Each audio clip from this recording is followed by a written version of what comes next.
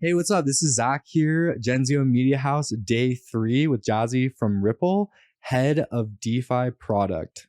What's up? Hey there, thanks for having me. Yeah, glad you're here. So I guess just kind of before we dive into this, could you maybe explain to our audience like what is Ripple DeFi? Sure. Yeah. So a lot of people get confused between Ripple, XRP Ledger. So Ripple is a private company, builds enterprise software, and we are a major contributor to the layer one blockchain, the XRP Ledger. So the XRP Ledger is made up of its own proprietary technology and consensus mechanism. Came around in roughly 2011, 2012.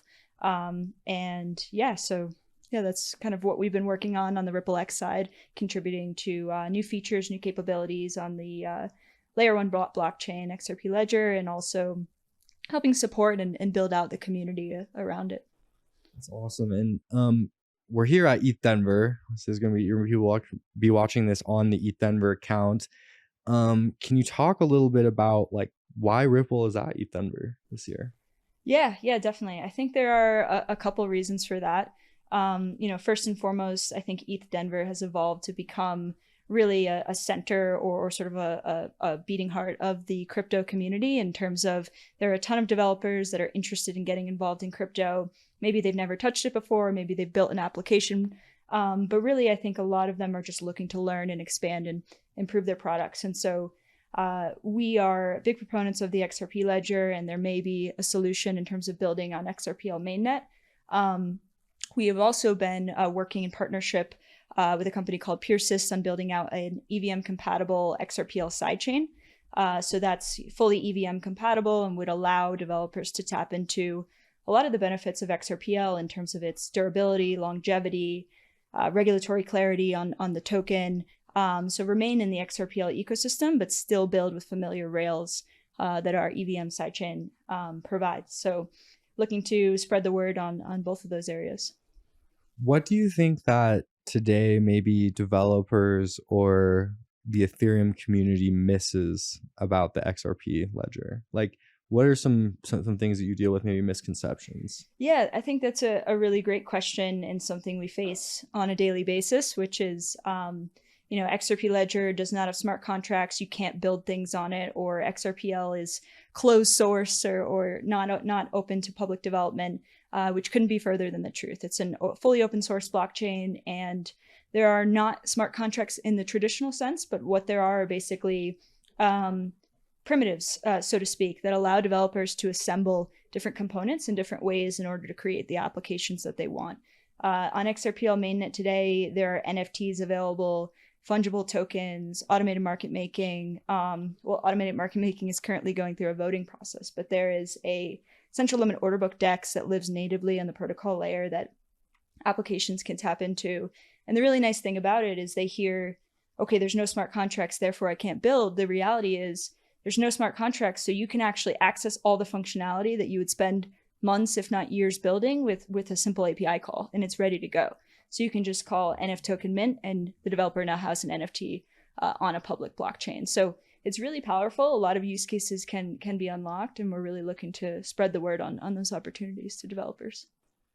I mean, that's incredible. I love the idea of NFTs on the XRP ledger. Do you have any like favorite kind of like projects that you're kind of looking at right now, and not NFTs, but just in general that you're really kind of passionate about? Yeah, I'd say there's kind of two categories. I mean, one has just been incredibly close to me over the past year, which is an expansion to the order book DEX to add automated market making. So we started a proposal over a year ago that proposed a bi-directionally integrated trading system that would allow any trade to be automatically directed to either the order book DEX or the AMM DEX in order to give the best possible price to traders. So we designed that, proposed it to the community, went through a lot of iterations and development, really deep security testing, and are now in the final phases of getting validator consensus to include that in the mainnet protocol to allow anyone to tap into the AMM. So we're hoping that'll go live by the end of the quarter. We have a couple great partnerships in place to bring that to end users, some programs in place to help spread awareness, and yeah, we're definitely excited about the AMM launch.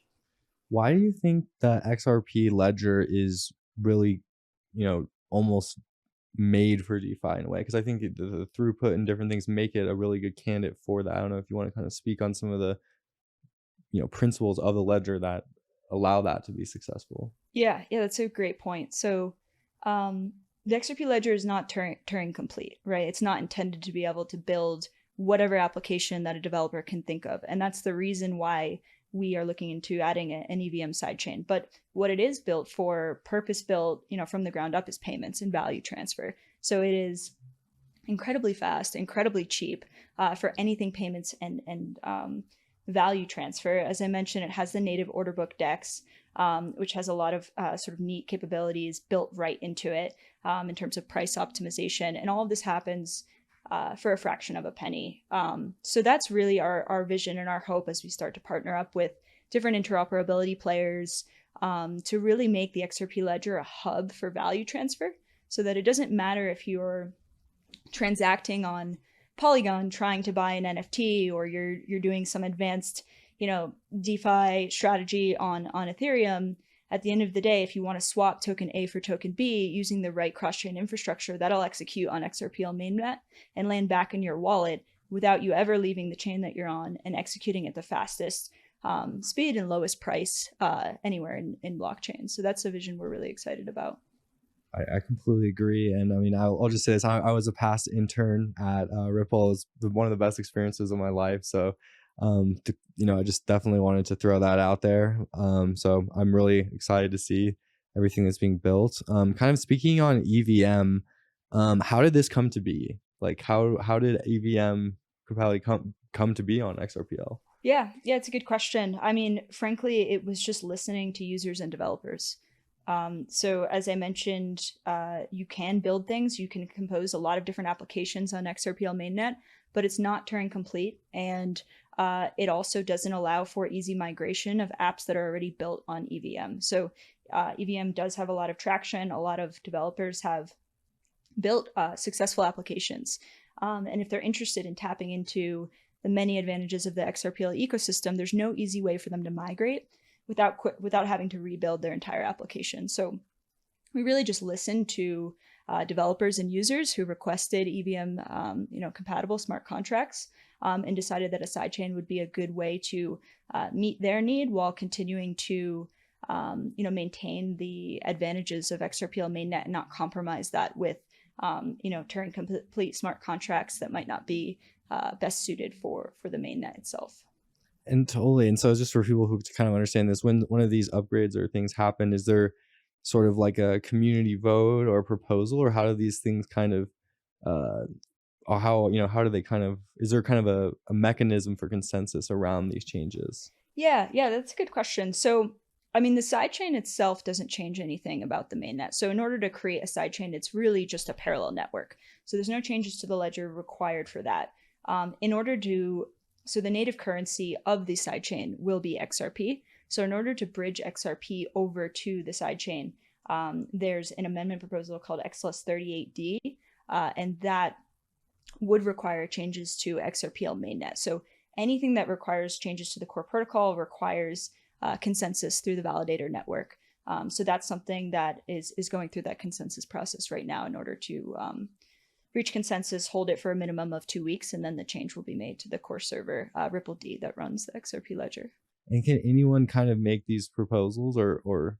Yeah, completely permissionless in that sense. Anyone can design, develop, propose, and make the proposals. There's a general sort of alignment from the community on what's expected in terms of publishing a specification on the design, taking in feedback from other community members, and kind of working with the influence and needs of the community in mind.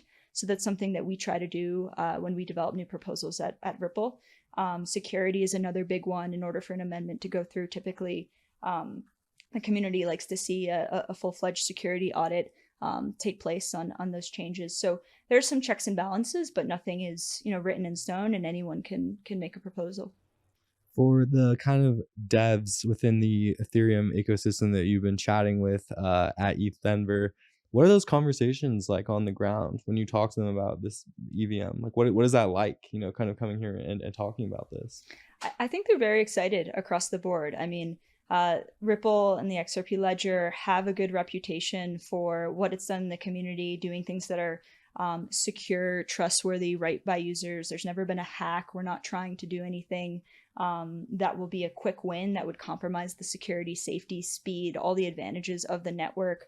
We've gone through legal battles in order to get regulatory clarity on XRP. So it's We've an all ecosystem. seen that. That's some, I'm not going to swear on this podcast, but yeah. yeah. It's a community that a crypto developer wants to be a part of. And if they need a specific, aspect of EVM composability, or if they've already built an application and they want to migrate it over, I think this is a great opportunity for them to, be a part of the XRPL ecosystem. What are some of the kind of main, talk about DeFi, but are there other kind of use cases that you're seeing be developed on EVM that maybe surprised you or you just think are interesting? One use case that is being developed on EVM, but certainly other chains as well, that it has become quite a spotlight these days is real world assets. So that's something that's very interesting, and something that we're taking an interesting approach to. A lot of use cases that are RWA based can be built fully on XRPL mainnet. There's full tokenization capabilities, full on-chain trading capabilities, a native order book DEX, which typically is off-chain, is what you see with DYDX, for example. So all of that is really attractive for real-world assets, coupled with the regulatory clarity and some of the security components I talked about before. But there are instances where you need a little bit more composability or a little bit more programmability in order to fully unlock your RWA use case.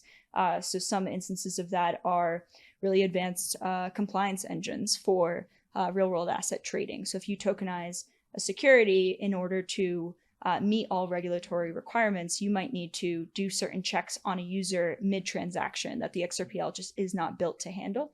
So that's actually a place where the EVM sidechain can be leveraged in full or partially. So one thing we're exploring is leveraging cross-chain protocols and general message passing so that you can have your users, your primary tokens on mainnet, and then you can actually call EVM smart contracts from mainnet. That information will be routed back to the mainnet to complete the transaction. So that's a way that the two networks can be even more unified that we're really excited about. When you kind of talk, I guess, like to different folks at Ripple, what do they think, like, in terms of DeFi, or maybe not even at Ripple, but in terms of, like, because it's very traditionally been very enterprise focused. When you bring in conversations around DeFi or anything like that, does that make the enterprise clients nervous, or are they interested? Or I guess I don't know what those conversations may be like. Yeah, I think you have definitely a spectrum of risk tolerance from different institutions. I mean, you've seen folks like Hamilton Lane or Franklin Templeton just running at it full speed, and they're testing pilots on different chains, using different technologies, sometimes building their own. The BlackRocks of the world are getting involved as well. And then I'm sure there's, other financial institutions that haven't yet touched it. So there's varying levels of risk tolerance. And I think there's varying levels of sort of security and risk management that you can do on the protocol level. So, the most highly secure, risk-free approach from an institution's perspective is probably a fully permissioned chain. So that's something that we can do with the sidechain technology. We built an EVM sidechain, but you can also build a fully permissioned sidechain as well, if an institution is interested in that, and that'll be within the XRPL network and can tap into mainnet. So you can permission at the chain level. XRPL offers a feature called authorized trust lines that allows for permissioning at the token level. So basically, a token issuer can create a whitelist of the people that are okay with receiving their tokens. So say that's individuals that have gone through their KYC process. Not North Korea or yeah. Exactly. So that they know that they're transacting within their own risk tolerance. So that's, at the token level, we're exploring different types of permissioning at the protocol level and having, permission order books on the native DEX, for example. So there's existing solutions to help manage risk. That's an area we're continuing to invest in to make blockchain more suitable and appealing to institutions. Awesome. Kind of want to take it back to ETHDenver. That's where we are here. Can you talk about maybe kind of just like, how many ETHDenvers have you been to? Is this your first one, or? Second. Okay. Awesome. And kind of I guess, how's it been? How was it last year compared to this year? What are your thoughts on the event, the parties, just in general? Yeah, I think it's great. Yeah, lots of side events. Sometimes it can be a little overwhelming. It's constant. Yeah. I saw you last night and yeah, that was crazy. Yeah, for sure. But it's great, and I think the side chains, I think the side events allow people to really gather that have general similar interests. So we were at the RWA event last night, and it's great. Almost anyone you turn to and speak to is all working on a very specific thing in a very specific area of technology. So it's very unusual to find that many kind of like-minded people working on similar things. So I think that's great. The main floor is obviously really exciting, a lot of energy out there, lots of different projects, L1s, security auditors, bridges, DID compliance, anything that you could want. So it's interesting. It's always neat to walk around and see where people are building, what they're excited about. So it's been great. I completely agree. It's our favorite festival. We call it a festival, not a conference, that we partner with. Um, what could you kind of tell maybe like builders, developers, hackers, whatever you want to say? What can you tell them about like the value of attending an event like this? And I know where there's also an event that y'all are hosting in Amsterdam in June. So I'd love to kind of hear, like the value you think, and then maybe a little bit about that event. Yeah, I think it's great to just talk to people and understand what everyone's building, kind of start to build a heat map in your mind of what people are excited about, where the technology is headed, and then where the user base is headed. So, we're starting to see less and less conferences, maybe not less and less, but a little bit less attention on, just pure NFT and JPEGs. Thank God the NFT bros are gone. I'm so relieved. Mostly, but yeah. Totally. A couple years ago, NFTLA was the conference of the year. And now, next month I'm flying out to London for Digital Asset Summit, where the customers and attendees are all financial institutions, asset managers. So it's interesting to kind of watch the user base and the project shift a little bit. And you really don't get that if you're not in person at events, seeing what's going on, seeing where people are attending and what they're not. So I think it's really useful to join in person. And then for kind of events that the Ripple team is hosting, can you talk about maybe like some developer activations, or I know you're hosting the event in June as well. Yeah, Apex is a great event.